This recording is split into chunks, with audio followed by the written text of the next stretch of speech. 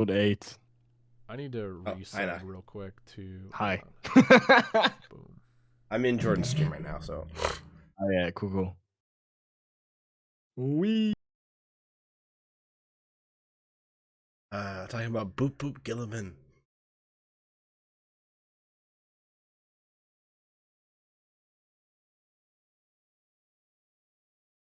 Wait, why am I the only one here?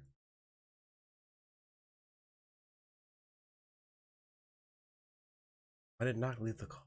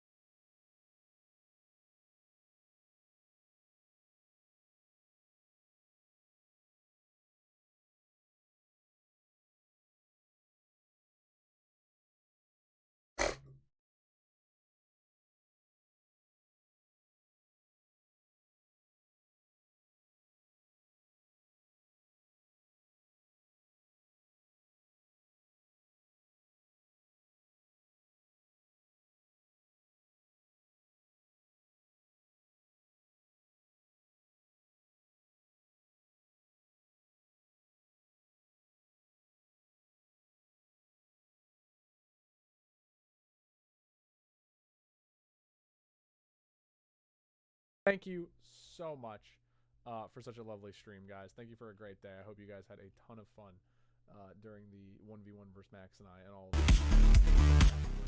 of on Monday, guys, we're going to be pulling up a chair.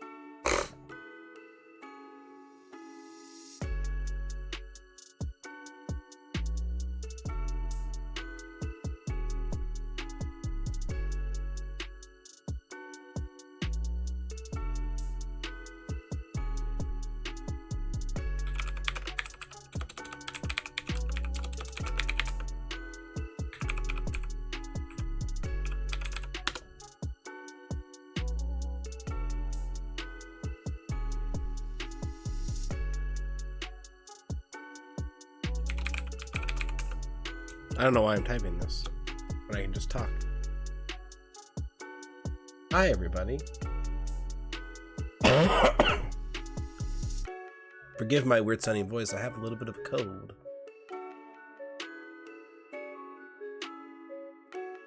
Jordan, thanks you for the subscription. And Ghosty, same to you. And I want to make this. I want to make the phone call now. Heyo. Heyo. Heyo.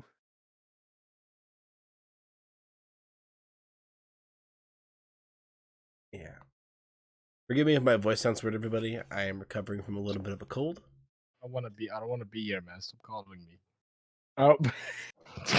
Fuck yourself. Let me turn on Audacity really quickly. Oh, yeah. Big Yo, flag. I've been excited. Holy for shit! I have a hype stream. train going, motherfucker. Yeah, I started it. Oh, you did? Oh shit! I didn't see the subscription. Thank Twice. you, I Doc. gave one to Source, and I. You did give one to Source Tickets. Yeah, that's the one I yeah. just saw. God damn. God damn. God damn. damn. Ooh, Dude, I just spent like goddamn. 20 minutes recording a teaser to a D&D episode like next week. Right. Just to realize that I'm gonna have to cancel next week and do it the week after. Oh no. Let's go, boys. If I told you guys that during the recording of this podcast I was going to be playing Raid Shadow Legends in the background, how would you guys feel about that? I would say that's pretty on par for the content we're doing. Yeah, for specifically You're playing Gwilliman. a 5 out of 10 video game while talking about a 5 out of 10. 5 out of 10 Primarch. Yeah, exactly. Thank you. Got it. I'm glad. Also, can I do the intro? Yeah, of course. Go ahead. Yeah. I'm about to I'm ready with slam all the Gwilliman lore though, because I actually did the thing I've been wanting to do since the beginning, and I actually read the damn Primarch book. Oh, like you read his solo Primarch's book? Yep. And if you want to know how this is going to go, guess who fell asleep listening to his Primarch book? on. Hang on. Let me really quickly start my Audacity. I'm gonna do a mic clap. This is my sync. There you go, Knock. I don't sync? have a sync. Sync. What's the? Okay, I'll actually start the thing. Welcome to the Libraries podcast, featuring me, Knock, my friend Jordan Kelby, and my friend Cascaboom. Today we're talking about Roboute Guilliman, a prime example of why being the kid that reminds the teacher of homework is not a personality type. So, Casca, you're the one that knows the most about this man. I do. Why don't you take it away? But Knock. Why reminding the teacher you have homework is a bad idea? I want to let everyone know that Knock is actually a liar. We're not actually here to talk about Guilliman. I'm not actually here to talk about 40k. All my notes are not about 40k. I'm actually here to talk to Jordan about how fun it is to do your taxes while eating vanilla ice cream. Oh, is that what you've been doing? No, that's just what Guilliman's like. Oh, that's what Guilliman is like? No, Dude, this is Guilliman, without a Guilliman doubt. is absolutely going to your no. Guilliman is going to your like 9 to 5 office cubicle job, but you get yourself a frappuccino every morning because it's tasty. Yeah, we're talking about what is easily the most memeable character. For example, I have a list on Reddit right now of his name: Papa Smurf, Big Daddy D, Rubu, Rubat, Robot Gorilla Man, Robo Duck Willa Batch, Robbed Blind Silly Man, Rowboat Gilly Man, Rhubarb. Rabbi Gold Man, Rob Butt Girly Man. There's just a lot. Rhubarb girl, man. But he's actually I don't cooler think than we're you've leading ever on. said his name correctly. To anybody who is a fan of Guilliman, I understand it. I get why somebody would like this guy. I honestly get do. He just doesn't strike everything with me because he is our Boy Scout. So his life, the Primarch thing happens. He rides up on Macragge. First strike against him in my liking. Leman Russ and Dorn wind up on frozen shitholes. Like, there's no life on those planets. Horus winds up on a gang-filled autocracy shithole as well. Ferrus Manus, while the planet is fine, is full of deadly things that will kill you in a heartbeat. Nocturne, where Vulcan was, is always on fire. And Ferrus Manus... Volcanic fire. and Fulgrim is on a planet in perpetual darkness. And Macragge is just kind of bad. And Sanguinius exists on a nuclear desert. And a nuclear desert. And Macragge is kind of bad. So that's like a first knock against him. But no, so he lands on the planet. He gets adopted in one of the higher houses of Macragge. Eventually his dad leads a kind of rebellion because a kind of a war because they kind of have this constant war about who's going to be in control. Guilliman leads and takes over. There is an insurrection that happens that ends up getting Guilliman's adopted father killed. And Guilliman kills off the insurrection, defeats it entirely, and then strings up all the bodies of the people who caused it and allows them to be alive until the Bergs pick their bones clean. So, wait, what Conrad Kurz shit? Guilliman has a temper, as we find out. And Guilliman then is eventually found by the Emperor, and he doesn't fight the Emperor because he's just like, yeah, I know I'm not human. Like, duh. Like, look at me. I'm 12 feet tall. I'm not a normal human being. And then he's given what number are these guys? I think they're the 12th Legion. Oh, No, yeah, they are that- the... No. No, they're the 13th, right? 13th Legion. He's given the 13th Legion. Hang on. Let me double check that. I have a 12 computer in is front of me. fucking... But either way, Guilliman has a thing given to him, a special honor to prove how much of a Boy Yes, Scout he they is. are the 13th, yes. that no other Primarch has. Regardless of how good or bad a Primarch has, Guilliman is the only one where the Emperor showed up and said, hey, your planet's so good, I'm not going to do anything to it. I'm not changing a single thing. You've set up a system of government and a society that's just like the Imperium, so I'm not going to do anything at all to your society. So Guilliman takes it, and he's another thing that he has. He's the only one that has the forethought and the brains to not just draw his warriors from a single planet. You know, everyone else is like, no. So only my planet can have them. Only my planet can house my warriors. He takes from, I think it's about 100 worlds in the Ultramar system. And therefore he has the biggest legion. Whereas like the Imperial Fists and the Blood Angels and the Salamanders have somewhere between 90 to 120,000 troops. The Salamanders have 74. Let's be goddamn accurate about that. This is before the massacre happens. Guilliman has 250,000. He has double the next smallest person. Like, you know. So in Guilliman he is like the best. He's like the second best. Like the only person who outdoes him in planets achieved, good planets set up, wars won, everything that you can imagine under the sun is Horus. He is second only to Horus in the Emperor's eyes. Unless you want to talk about like actually constructing buildings, there's no one who's really better at this than Guilliman, because he is all about setting up supply lines. Dorn's over here building the palace. Guilliman's over here planning the farmland on a continent. You know, so it's less interesting.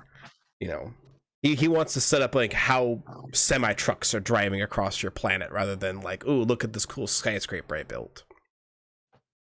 So we're going to skip ahead to the Horus Heresy. And one thing you may have noticed in our coverage of this is that Guilliman is not on the Siege of Terra. He is not helping out Dorn. He is not. That is true. So why is that? Well, because Horus was smart.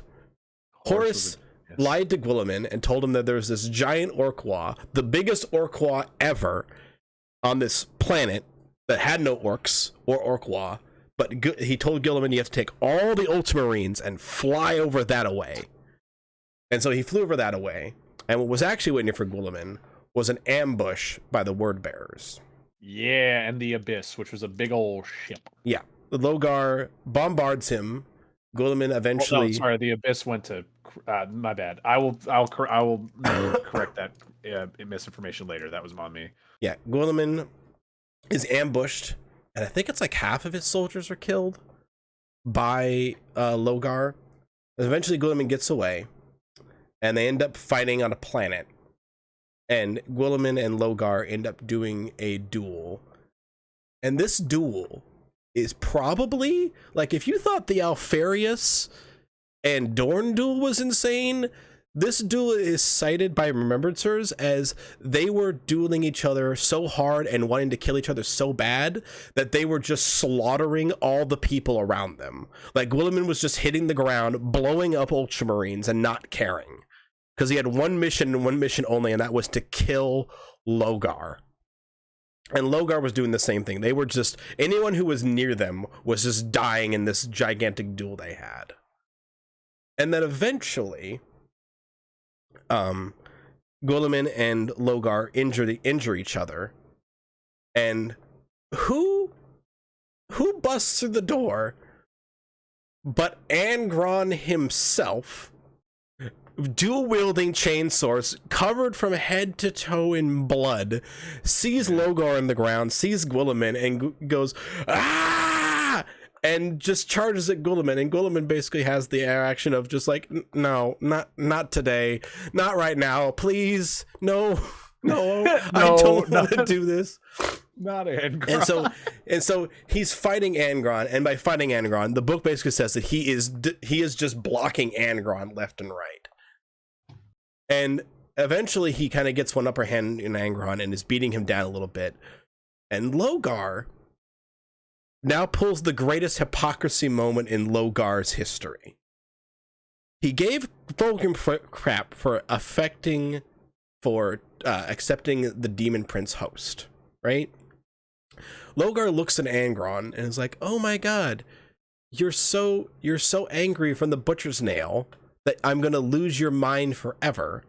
So while Angron and Guilliman are having this fight, he's doing this chant that turns Angron into a demon prince right then and there. Like, while the duel is happening, Angron is slowly becoming a demon prince of Khorne. Yeah. And then Guilliman, I can't remember exactly what happens, but Guilliman nopes the fuck out. Guilliman did not want to fight a demon prince. Guilliman nopes the fuck out and goes back to Macragge and pairs up with the lion. And then his whole stuff with Vulcan happens. And he doesn't head back to Terra. Because in Guilliman's mind, he's not getting a message from Dorn at all. And he goes, all right, Dorn's a smart cookie. If Dorn was still alive, Dorn would be asking for help.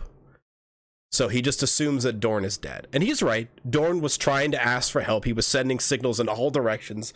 Help me, Horus is coming. And help me, Horus is coming. But they were blocking it with like webway storms and whatnot. And so then Guilliman eventually finds out that Dorn's alive. He shows up blasting the fleets away, just decimating everything in his path with the lion. The problem is that they're too late.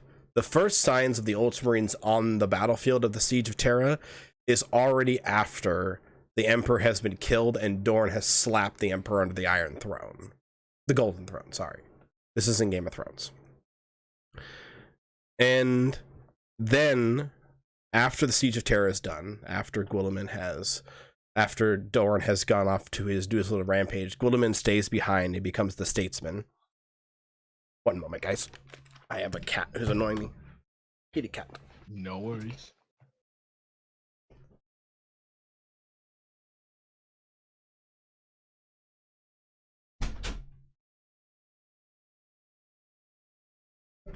Dude, imagine having blue as Sorry the about that. color of your legion. Dude, imagine having blue as the color of your legion. So yeah, Guilliman takes over and becomes the statesman. And one thing I'll discuss here in a little bit about what happens in this part of my book is Guilliman's all about adaptability. He's all about adaptability. So he figures in his mind that the reason that this was able to happen was because they had too much power under each individual Primarch. That the legions were too big. So he does the thing where he breaks them all up, writes the Codex Astartes where you can only have 1,000 people per chapter. This goes over immensely well. Everyone's in support of it. No one is. And then Guilliman, in a very selfish nature, goes to Mars and talks to the head. You guys are gonna have to correct me on the name here. He talks to the head of the Mechanicus. Oh, the Fabricator General. Yeah, the Fabricator I General. know a lot about him. And then Nock just perked up. and then he goes to this Fabricator General guy and says, I want you to give away that I, specifically him, can never die. Like, he goes up to him and says, I want you to make me immortal. Not make me and my brothers immortal, make me immortal.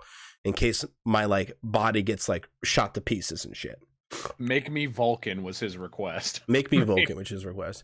And Wait. Was that really to the Fabricator General? Wasn't that a call?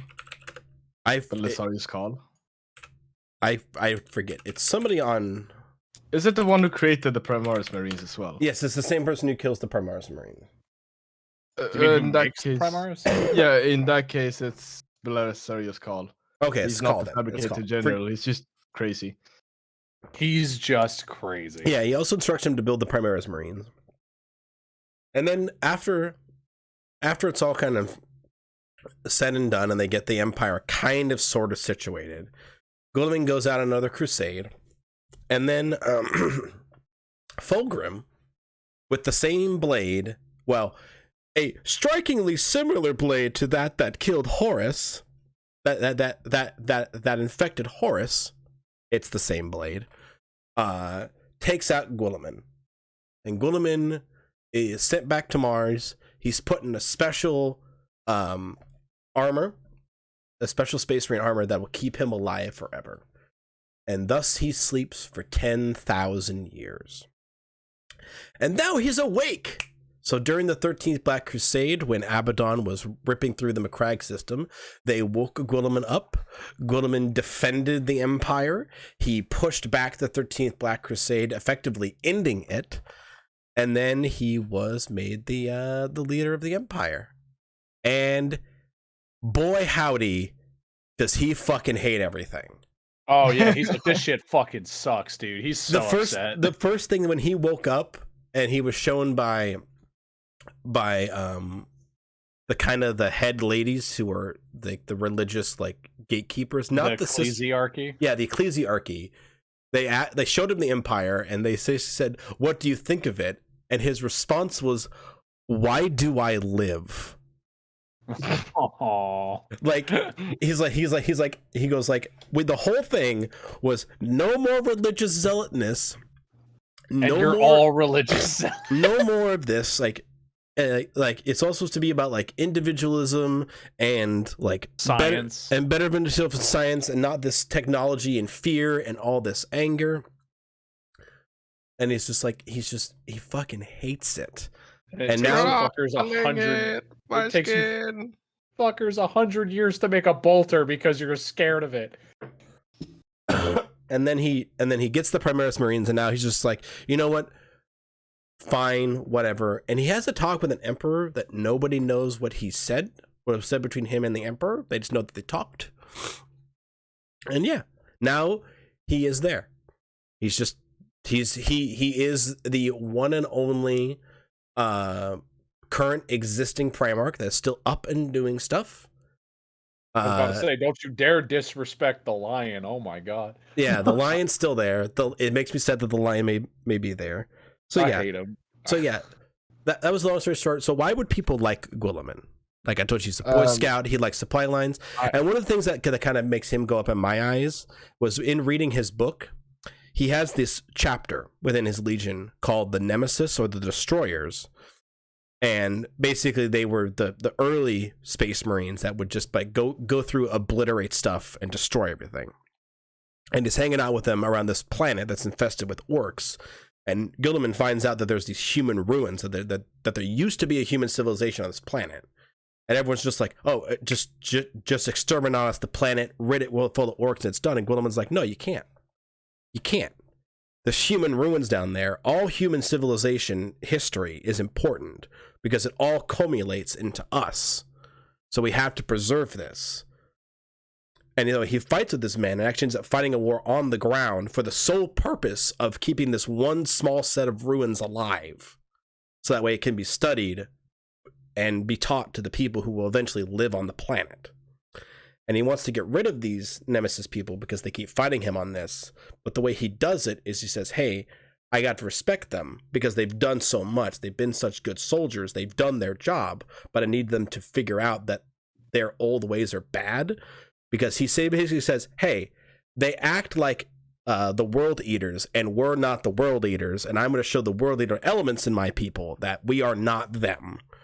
So the way he does this is their chapter master, he gets killed, and he just puts a new chapter master from another group into there. So that way the new chapter master can kind of like disseminate throughout the people and make them into good Ultramarines. Yeah, he's adaptable. That's his whole thing. He can change shit to fit. He also in the course of his book calls out a lot of his brothers. He calls out Angron and Sanguinius and Dorn for not being adaptable in their tactics. You don't have to be adaptable in your tactics if you can go fucking sicko mode as a vampire. That's all. That's very true. But the main person he calls out, which is really funny, is he's doing this giant engagement about it, and he laughs at himself because he's like, man, if Fulgrim was here, he would hate this because this is very dirty and efficient and it's not beautiful and sexy. And Guilliman and Fulgrim would just hate what I'm doing right now, but it's working, so fuck it. So sorry for the coughing. So one thing I want to add, when I heard about Khal, a pretty funny part about that is when Carl did all these things for Gilliman, he also built a machine that, in Carl's words, are pre-programmed responses to questions that Rabuti might have when he got revived. It's obviously a fucking AI.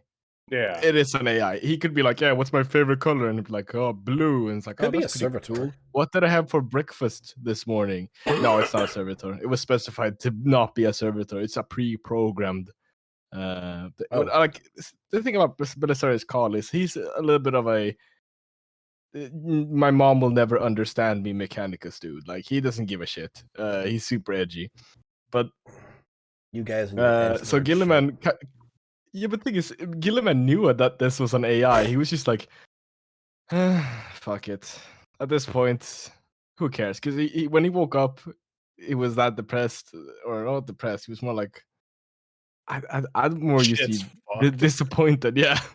And then this machine, he's just like, it can answer questions, so that's fine. So yeah, there's an AI in 40k, and Belisarius Carl built that thing, and it's working. So I have And Williman knows about it and does not care. Yep. Because Guilliman is adaptable. Because he doesn't. Yeah. He actually calls out the Emperor on being a little too stern on certain things. Yeah. But No, Guilliman is if you are the main character in whatever show you're, Guilliman is your favorite. Yeah. Guilliman is good at carrying a story and being adaptable, which means there's not too much concrete about him, other than that he is adaptable. So if you enjoy flexibility and you enjoy progress, you're gonna like Guilliman. yeah. But here's my question about this. So, as some of you know in our community, I've been replaying Warhammer Space Marine because it was $7. Oh, is this on the thing Steam. that you? So Is this the thing that you told me was gonna piss me off? it's yeah, because we're talking about your least favorite character in the well, it's everyone's least favorite character, but no, not this whole thing. Like the whole thing about Guilliman is adaptability, not only in your tactics but in the moment. It's being able to change not only overall in your story, but also in your immediate tactics. So in the game Warhammer Space Marine, you're trying to land on this planet, and you can't because there's too much gunfire. And God, Captain Titus is so cool. And Captain Titus is like, all right, well, screw it. We got jetpacks here. Let's just go down. And Leandros is just like, the Codex Astartes does not do this. And he's just like, yes, it does. Because it's all about adaptability. Full stop. Wild that there is a specific line in the Codex Astartes that says do not use a jetpack to jump out of a Thunderhawk into an Orc Wa. Fucking wild that it says that specifically. Because Leandros was like, don't do this. You're not supposed to. It's in the book. I'm like, that's in the book? It's not in the book. Because he makes fun of Leandros, because in the course of a 10-hour video game, Leandros has exactly one good take. He has exactly a singular good take, and then he never has another good one ever again. Is it the leave your helmet on take? No, because none of them leave their helmets on because they're idiots. Yeah, he gets his blown off. He gets his blown off. Leaves it. No, he has the single good take of being very suspicious of Captain Titus and his ability to take warp signals. Whoa. Bullshit that was a good take. The guy holds a giant magical core that can open up portals into the warp. He's an unknown psyker.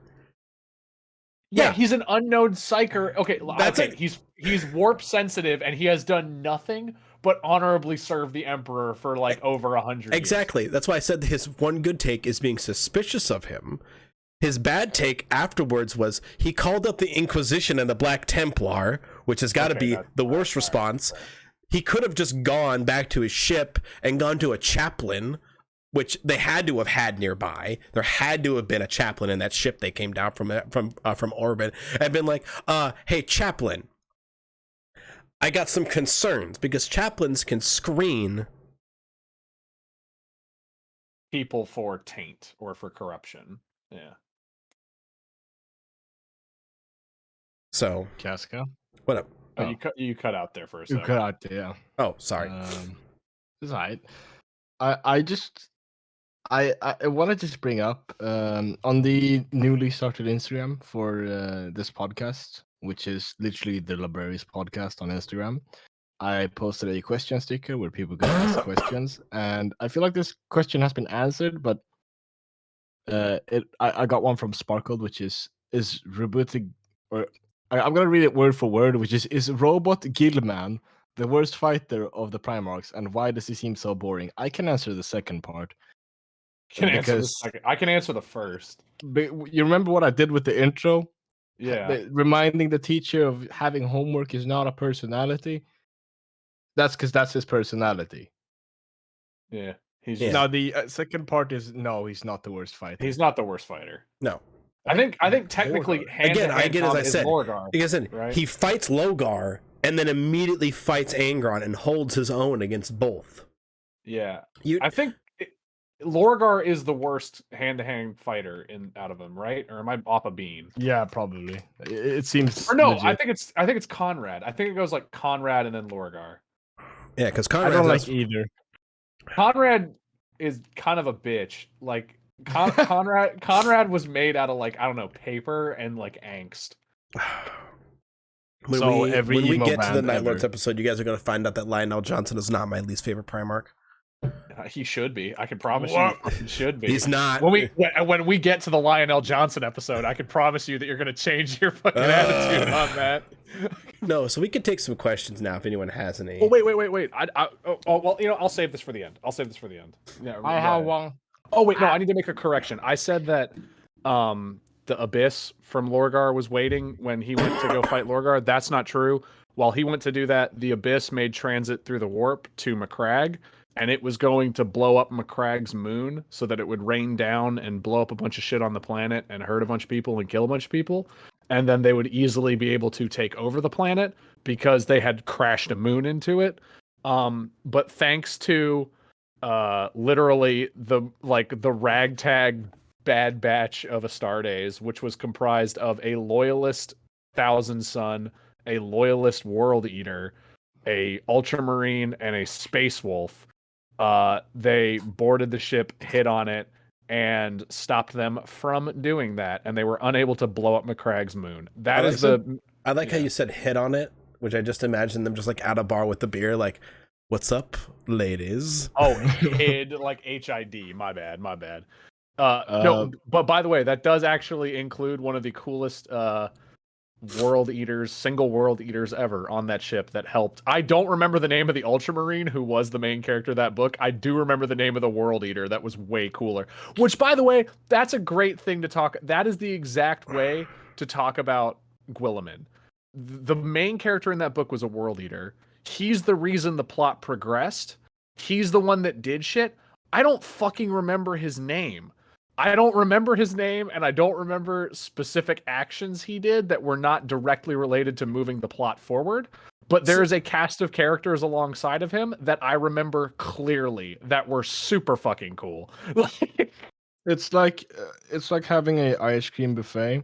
Robotic Gilliman is vanilla. Vanilla isn't bad. It's just vanilla. It's Yeah. pretty standard. It's your base. But I know we're comparing real it to question vanilla, about everybody, the- but I want to know that vanilla is my favorite ice cream of all time. It is good. I like vanilla No, too. vanilla's It's nothing wrong good. with that. Hey, vanilla's good. I like Guilliman, but strawberry is my favorite. I guess my favorite would be piss, considering yellow. But Oh god. No, what is your? Well, no, I wasn't being a meme about Blood Angels. Genuinely, strawberry is my favorite ice cream. That is Oh, in that case, that is a mint take. chocolate. That is not a common favorite ice cream. Is strawberry. Yeah, no, I know. mine is mint I've chocolate. yours. Mint chocolate's good. I like mint chocolate. Mint chocolate's fantastic. But yeah, That's a very Rogel Dorn take of you to have on ice cream. I feel as like I mint said, Rogel chocolate Dorn is traditional. is like the exact Salamander's ice cream because it's black and green.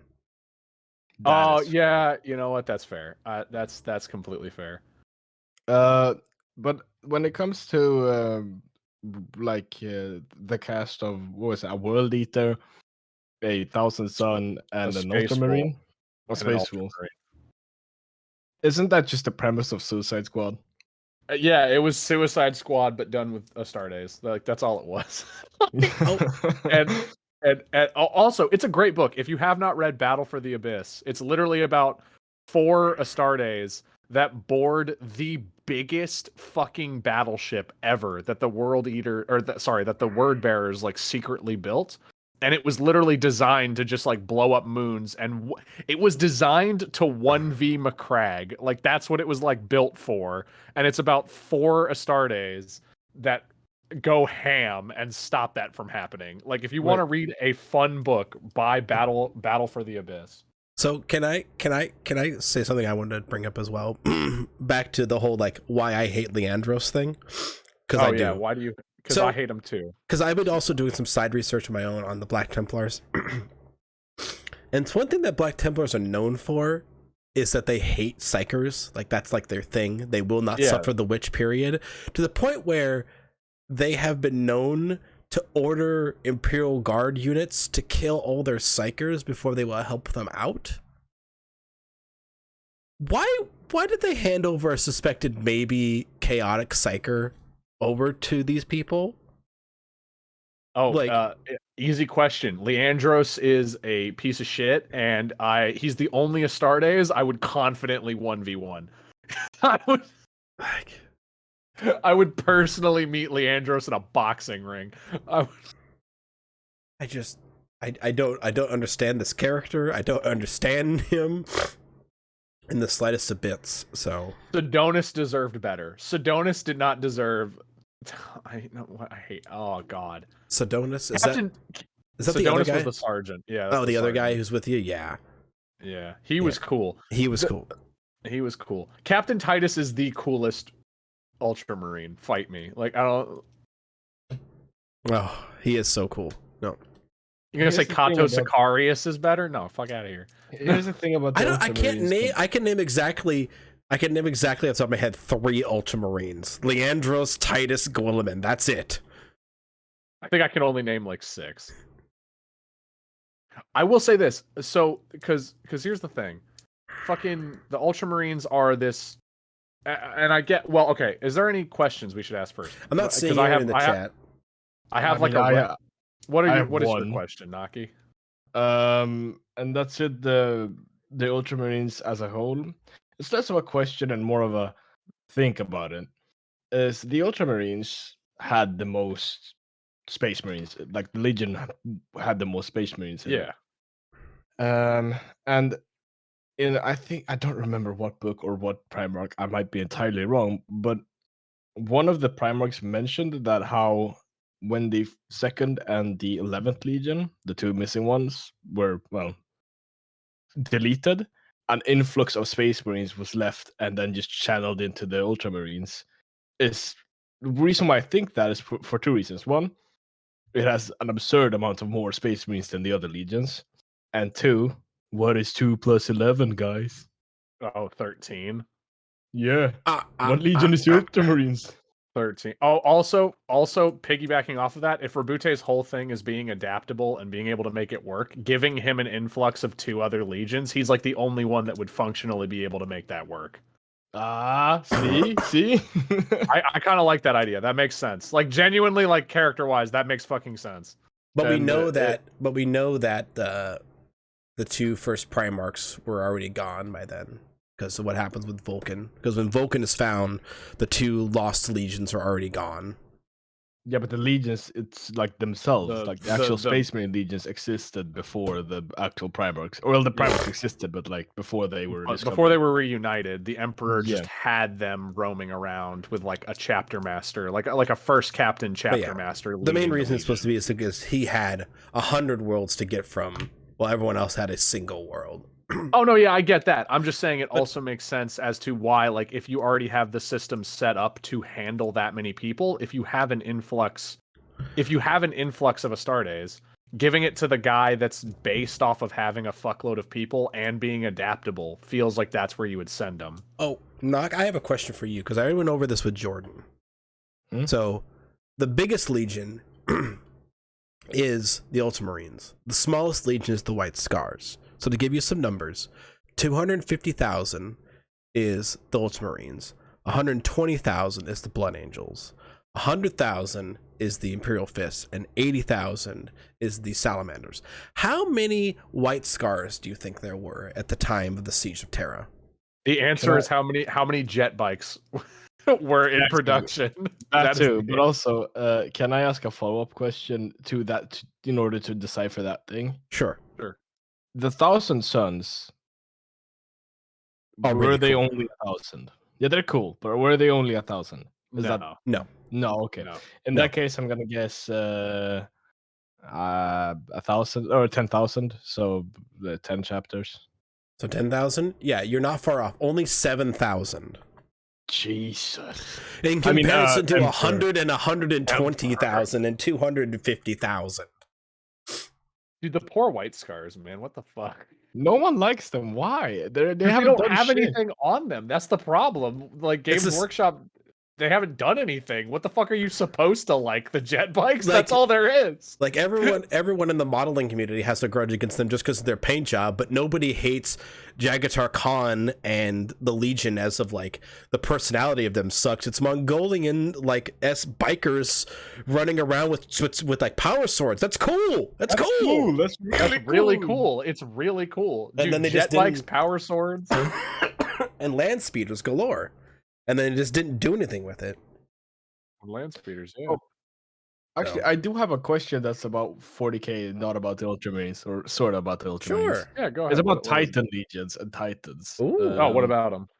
So I there's love the obviously Titans. Titans. I love the I love the Titanicus. Hit me with this. Who doesn't? But it is pretty cool that the Titanicus, there's both a kind of chaos one and a normal one. Oh, dude, Like Chaos there is in Titans are Origin. so cool. Chaos They Titans are. They look so fucking awesome. cool. They're all also weaker. Like just military strength, they're weaker. Yo, they are literal demons though, and they actually like move like beasts, and they have like flesh, and like they just become like giant beast demons, and they're fucking aesthetically so goddamn cool. Yeah, the pilots are killed usually when they pilot Titan, 100%. which is not very cash money. Either way, to the question, You become one with the greater gods, Nock. You don't die. All right, that's a very fucking small mind. That's a very small minded way of thinking about that. First off, second Remember- off, praise be to Lord. Sorry. third off, real gamers don't die; they respawn. No, but my question is: there's a lot of Titans and the different kind of houses for knights and that kind of stuff. Right. But I watched a 40k like tabletop game, whereas the Titans were representing the Ultramarines. Are there instances where Titans are just owned by legions? Like, for example, are there Imperial Fist Titans? So in 30k, what it is the Titanicus would dispatch Titan legions to support actual legions. Like every legion that was an Astartes legion would have an accompaniment of a Titan legion with them. So like famously, like Horus had the Legio Mortis that traveled with him on all of his crusade work and stuff. They're so cool. So you would have basically Titans adopted into a legion. They would still be run by their Titan legions and their Titan legion drivers, but their loyalties and their combat fields would always follow whatever legion that they were dispatched to. Okay. It's kind of like you know how Tech Marines have split loyalties between their chapter and the Omnissiah? Yeah, it's really cool. It's very similar to that. It is very similar to I am loyal to both because I know both. Yeah. Like if I it's help one, kind I of help in the between. other. Yeah. So in that case, do they have two things? One of them that's a dumb question, and another thing is just me fanboying. So I'll start with the fanboying part. The DS Irae is so cool. Oh Have yeah, you seen the? Dude, when I got to that part in the third book when it was just blasting down loyalists, I'm like, shit, I might be a traitor. Like, this is cool. Shit, this is the moment I fell to chaos. Maybe Slaanesh isn't that bad. And then the actual question is, do they match the paint scheme to the Legion in that case, or are they like just the No, they Titans have already exist and the then they Titan Can you already imagine- exists, so can it you just imagine it is spray- painted by its Legion house. Can you imagine spray painting an entire Titan just to send it into war? You know how long that would take? Well, I You know- mean, they do rub them down in oil, so I don't think it would be so far fetched to actually spray paint it. Yes, but they need to rub them in oil I'm so just that way it I'm just works. saying. Have you ever? Yeah, Have you ever seen how long it takes them to spray paint a car? just, It's just not- to don't. recoat its paint. Yeah, no, thank you. They don't need to rub the thing down in oil and pray. They really don't need to do that. Yeah. So the fucking they stay the color that they were painted originally with their original Legion. Okay. So they don't go full on. They- am this they- Legion now. They did not go the Legio Mortis did not go from being white and gold to being green and gold to being all black in the time span of like a week. They did not repaint the Titans that frequently. Actually, the Deer's Irae actually did change appearance. No, it did change appearance, but it didn't change constantly with the Legion color change, is what I'm saying. That is fair. That is very It, fair. it did its loyal to chaos change, absolutely, but it did not like every time Horus rebranded, which was weirdly a lot. They did not also change it. Dude, the fucking Horus is just like how all the companies are like changing their logos to progressively worse. That's Oh, pretty much yeah. what Horus did. Horus just kept going until he was like Black Legion. Oh, can I say something cool that happens? I don't want to pick color. I pick no color. Well, I mean, I guess technically that was technically Abaddon, but I want to bring Oh, up something cool that damn. happens in in Guilliman's book that he does. That's actually really cool. So he gets rammed by an orc truck, and he picks up What the is it? truck and throws it down a hallway to clear out the orcs. Hello?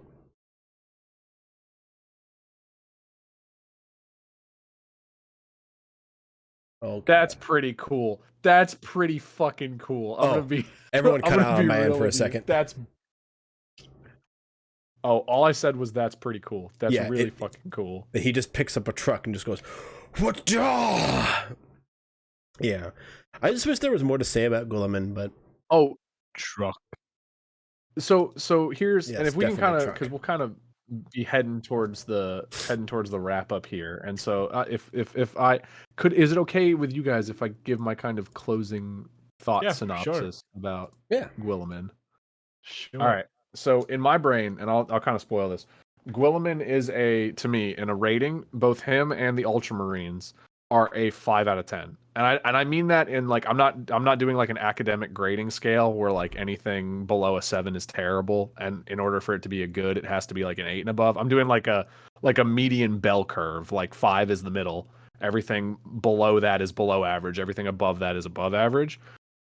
He is a 5 out of 10. And I think he serves a very important purpose, which is he's widely applicable, widely likable, and so are the Ultramarines. And that is a good starting point to get everybody interested in the hobby and everybody interested in the lore so that you can find out about cooler shit. And I think that is exemplified by the fact that a lot of the Ultramarines successor chapters, like the shit that is still related and has Guilliman as a Primarch but comes later, a lot of those chapters are cooler than the Ultramarines and are cooler than Guilliman. But you kind of would go through them to get to that point. And so I think he serves as a great 5 out of 10. Everything in my brain is rated as better than or worse than Guilliman and the Ultramarines. And that's how I function everything on Warhammer 40K. Is where it is in relation to Guilliman. Because you have shit like Conrad Kurz and Lionel Johnson, which are way below Guilliman. But then you also have the pipeline of Guilliman that gets you to shit like the Iron Snakes and the White Consuls, which are both successor legions or successor chapters to him. And they're like fucking like a 7 and a 10. So you I also think get the Doom Eagles, which has got to be. What are you saying? They get the Doom. What are the chapters? Oh, the Doom Eagles. They're called dude. the Doom Eagles. What the fuck? They're called the Dude. Doom Eagles. Yo, okay. That's what I'm gonna say. I say they're called the Doom Eagles. That's all I want to say. Yeah, no, dude. The Doom Eagles. No, but here's one for you. So the Iron Snakes, which are a successor chapter to Guilliman, to the Ultramarines. So you know how like the Blood Angels go sicko vampire mode, and you know how the Space Wolves go fucking werewolf mode, and and the Imperial Fists are depressed. Like, you know what I'm saying? Motherfucker. Like Yes. they all have they all have like a genetic defect or mutation. Yes. I shit you not, the Iron Snake's genetic defect is literally just built different. Like they're like dude, from something so average spawned a chapter so unbelievably cool, and not only unbelievably cool, but frankly like unbelievably like effective. They do shit that like breaks the power balance of Warhammer 40K. Like because they're still technically related because it's Ultramarines successors.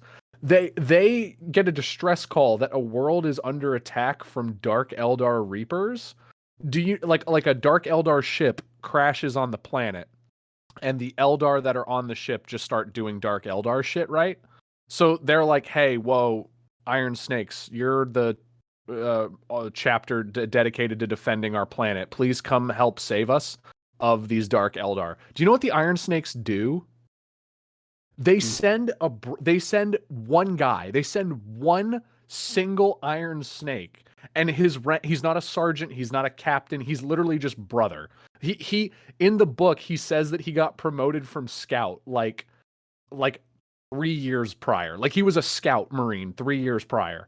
They send that one guy to the planet, and he kills every single Dark Eldar on the planet in 48 hours. Like under 48 hours. He kills every Dark Eldar on the planet.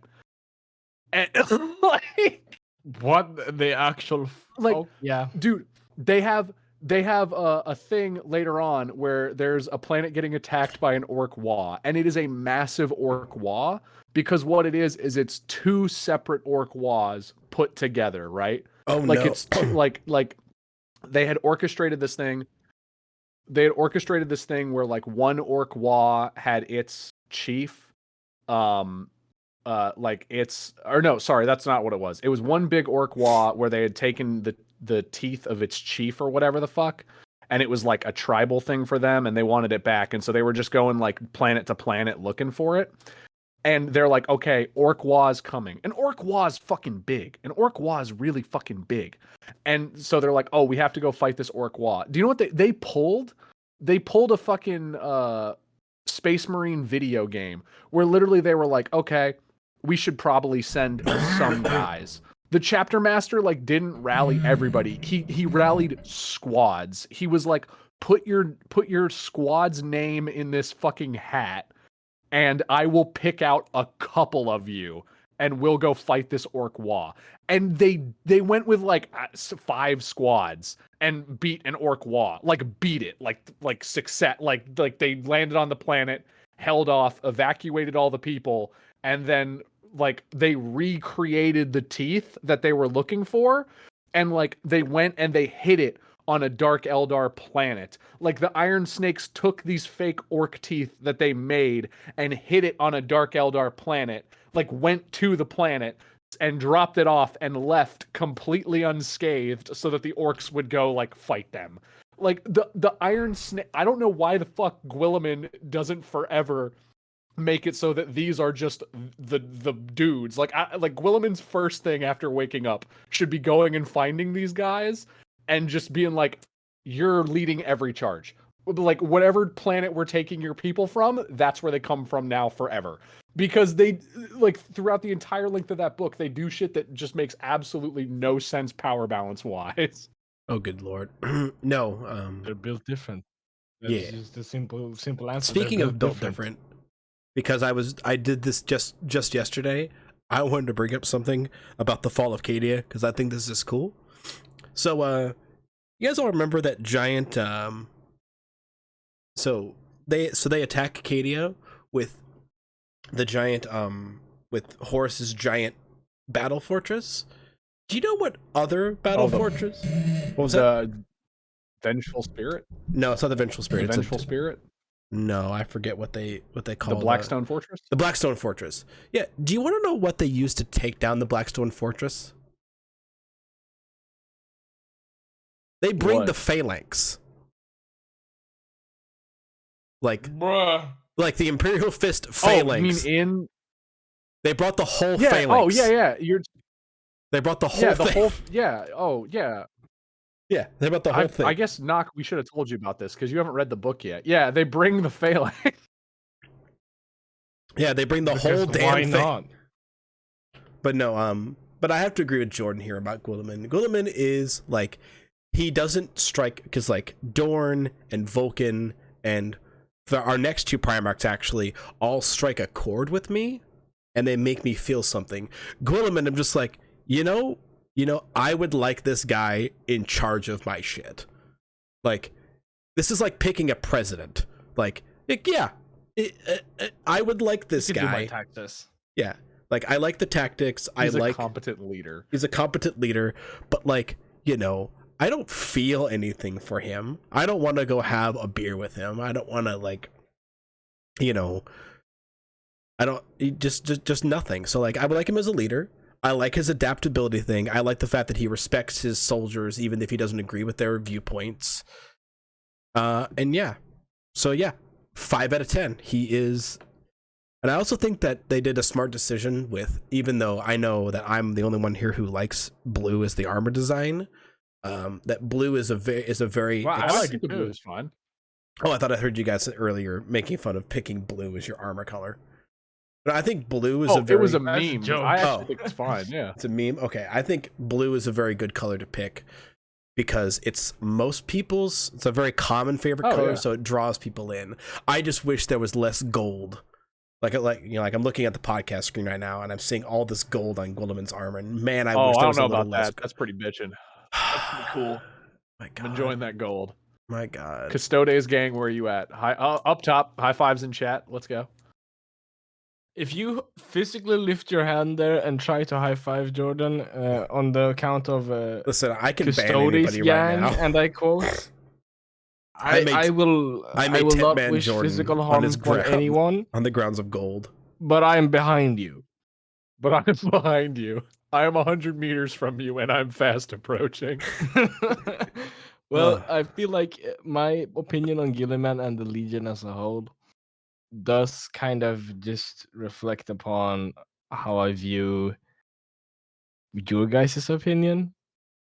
Because I if you're don't have gonna- a real opinion on of these guys. I'm just gonna ride the dick wave and say 5 Just for the sheer. I I'm like surprised blue. you didn't bring him down the theoretically, list. that is a perfectly agreed upon answer. That is a 5 out of 10. I'm surprised you didn't give him a little bit lower because there's a lot of like, if you watch like a lot of like Imperial Fists like fan videos, they call Guilliman out for being a dick because there's some dispute on whether or not Guilliman subverted Dorn. Because like Dorn was the Praetor of Terra, and Dorn went out and did his little anger rampage, and then when Dorn came back, Guilliman's like, I'm in charge of this shit. And one of Guilliman's reasons is that he's like, Horus tried to one of the reasons he kind of tells Dorn that he's the better leader. He goes like, hey, when Horus became War Master, there were 2 people he thought would be a better fit, and I was one of them because I'm the statesman dude. Like I've always been the best at this shit. So like, tough Well, shit. Here's the thing about my personal opinion against him as a Fists fan. That sounds very, very, very, very weird, but Very sexual. is that I really, really, really dislike from a moral standpoint how he treated his brother when his brother was severely in need of not whatever the fuck Gilliman just did. And I can just the only opinion I form, because Dorn being the Praetorian of Terra and all that stuff and Reboot taking over is more of a shit, he's the poster child. He is when you think Space Marines, most of the times it's those blue little soldiers. So fair enough. But the thing that got me to, I might bump it down to 4 just for how he treated Dorn, just because he's a fucking asshole. I read, side note, I read the Praetorian of Dorn book. I'm not finished with it, But so far, I think Dawn wouldn't be that great of a leader, in like over all of the Imperium of Man. I don't think he would. No, because he wouldn't He yeah. be. He would be. So, He but would be that's a fortify this terrible. location. Listen, there are exactly 2 people who I would want in charge of all of the Empire, and that would be Guilliman or Sanguinius. Lionel Johnson, no. Oh God, no! I wouldn't even want Vulcan. I think Vulcan would be a bad statesman. I think Vulcan would be an overall bad leader for all of the Imperium. Oh, yeah, Vulcan. Yeah, Like Vulcan would Vulcan, be like, I want to be a nice guy, but I don't just want a nice guy there. So I want somebody a little bit more charismatic, because Vulcan's whole thing, remember, is Vulcan just wish everything wouldn't. He just wish he could just fuck off into the unknown and no one bother him. I don't know. Yeah, I guess that is Because true. remember, he did actually. he's do that given the too. He did charge. actually fuck off and say he'd come back. Because remember, he is given the leader. He becomes the leader of all the Imperium after Guilliman gets his ass kicked by Fulgrim. And when he gets a chance to just be the little runaway, the little runaway boy and abandon all of his problems, he takes it. He takes it and just literally abandons everybody because he just doesn't want to do it anymore. He does do that. Yeah, that's Cringe. fair. Yeah. Well, that's the overall opinion of him from my side. Is just 4 out of 10. He's a horrible brother, and if he were to be my brother, I am sure as hell to blame something on him, so my parents wouldn't like him as much. Yeah, that's my opinion of. He's ruthlessly Guilliman.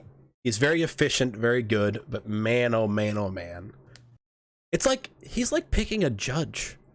He's like picking a judge on like your local elections. It's just like, yeah, that's there, probably fine, but I never want to see him in my actual life. So, it happens. But yeah. A little bit of With hype that for the being next said, time. I feel like this is a good place to call it off. Yeah, 5 just out of Thank 10. you for listening. Just a little hype for next episode, Yeah. guys.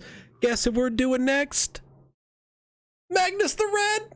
Oh, I'm so excited. Magnus. Oh. I like Magnus. I like is Magnus a dope. lot. Magnus is dope. Oh man, if Either you guys way, want, I'd like to thank everyone who listened on Spotify as well. yes, thank you anybody who With watches on Twitter. Spotify or YouTube, and anybody who's out Thank there you, listening. Spotify. If you want to know where the LGBTQ and the Alphabet Mafia representation is, it's the next episode. It's Magnus the Red. Hello. And with that next episode also hyped, I'd like to add the simple fact that now, since we do this live as well, about 10 o'clock Central European Summertime on twitch.tv/Cascaboom every other Thursday. So next time would be 2 weeks from now. There would be also a edited clean version that comes up on Spotify. One of them that's coming up this week, which is the Vulcan one, I think. Yeah, the Vulcan Yeah. episode. And then after that, it's Rogal Dorn. So it's kind of like 2 episodes behind from where we are doing it live. But to this small added benefit of that, you'll get some funny skits into it, and also a more clean version. A if you very will. clean version. Alright. Drop a follow on Spotify, Instagram, Twitch, but that's just Casca. So drop a follow on Casca because he's a good boy. Yeah. And boy. hopefully y'all learned at least something from our fucking banter. Yeah. I'm out. Rollman, Peace. 5 out of Wee! 10.